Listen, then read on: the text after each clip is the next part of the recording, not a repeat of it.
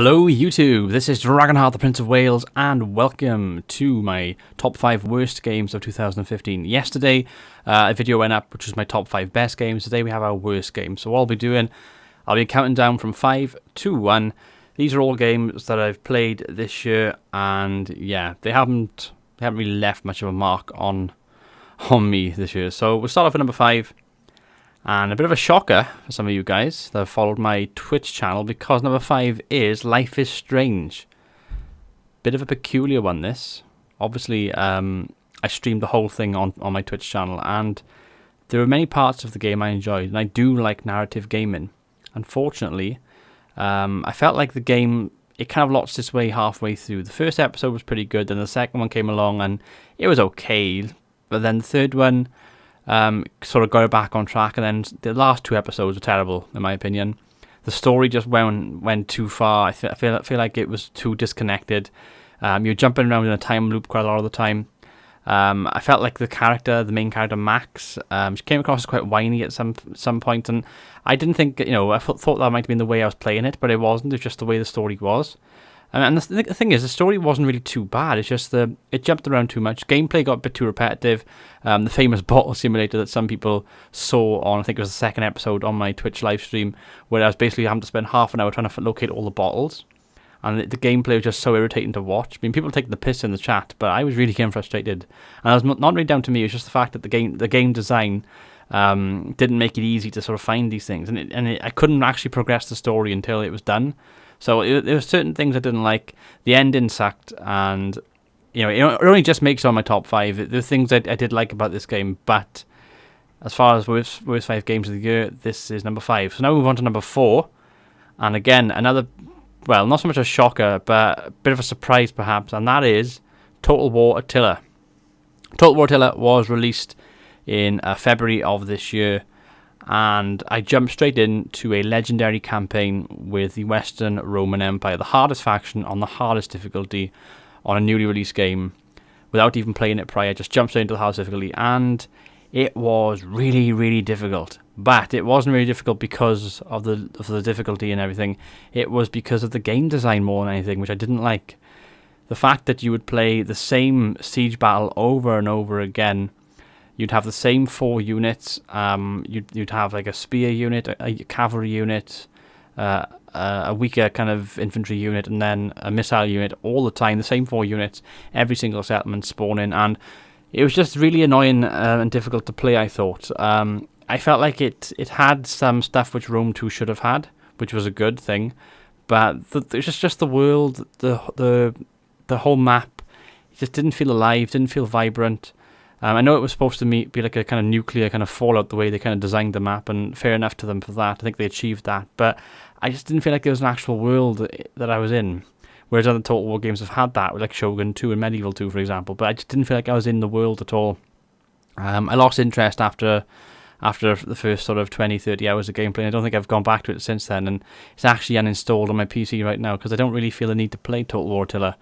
Obviously there's some balancing issues as well with the online multiplayer that I come across, and yeah, it's certainly not one of the best entries in the Total War franchise, and that's why it's number 4 on my list.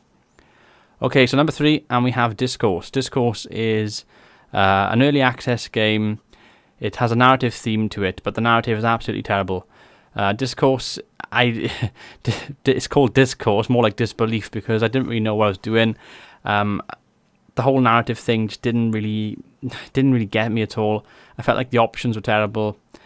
And the thing is, I'm not going to bash the game too much. I think the game got potential, but at the moment when I played it, at least it just didn't grab me at all. And yeah, it's number 3 on the list for a reason. Now we move on to number 2. Number 2 is Dino D-Day, and this game is terrible. It's a multiplayer game. You play as either a human with a gun or guns, or a dinosaur with like a turret on his back, which sounds quite fun, but when that's all the game is, and you run around a small map shooting people, then you're not going to get much out of the game. And I didn't get much out of the game. I just played it. It was okay-ish, but yeah, didn't really do it for me, unfortunately. the only redeeming thing for me really is I didn't pay a penny for this game because it came free in my PC Gamer magazine that I bought back a few months ago. So yeah, there's that. That's why it's number 2 on the list. And number 1 on the list for worst games that Dragonheart has played in 2015 is The Park. Not a surprise at all, The Park. I actually bought this game. I paid about £7.50 or £7.80 or something. It was reduced on Steam. I think I had a 10% or 20% off when I bought it. It was quite new out. I think it had only been out a few days. And I streamed it on Halloween. It was out just before Halloween. They were obviously trying to play on the scare factor, and it did nothing to scare me at all. The game was terrible. You sat down. Well, I sat down and played it. I streamed it. The game was over an hour and a half. It was an hour and a half of gameplay. Might not have even been that, because I derped around for about 20 minutes. So probably just over an hour of gameplay. You follow the story. It's very linear, so you can't really go off exploring. You have 5 or 6 rides or areas of the park that you have to investigate. So you go and investigate them. You go and read the notes, and it comes along with every horror cliche that you could possibly find. You know, the shadow in the darkness, the movement of somebody inside a dark building. You know, the swan's head slowly turning around and looking at you. The blood dripping down the walls. I could see it coming from a mile away. Nothing jump scared me at all in this game. And I was in the mood to be scared. I was invested in it. I was reading everything. I was trying to build a story, trying to learn everything about this game. And it did absolutely nothing to scare me at all. And it wasn't just me. It was the people in the chat that were watching. It was Panda Princess who was watching and experiencing it with me on stream. The game just wasn't that good. I wasn't invested in it at all. And unfortunately, you know, it makes it at number 1 for my top 5 worst games of 2015. And this is actually the first game I refunded on Steam as well. I did the whole Steam refund thing. I filled in the details. I quite liked the way you can refund games. But I was quite fortunate as well, because obviously it was less than 2 hours, so I qualified. But I nearly ended up with all the Steam achievements. Because the game is so linear, you follow a very set path going through the game.